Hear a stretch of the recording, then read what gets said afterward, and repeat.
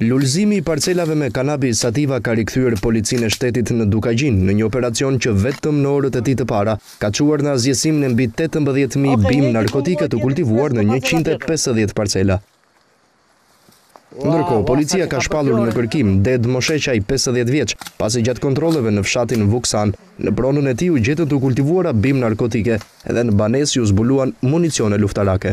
Efektivët e policisë të ndarë në 28 grupe, po kalojnë në sit fshatrat Vuksanaj, Breglumi, Shoshe, Brasht. Bima narkotike e zbuluar në këto zona kultivohej kryesisht në parcela që varionin nga 40 deri në 200 rrënj, edhe që arrinin nga 60 deri në 240 cm.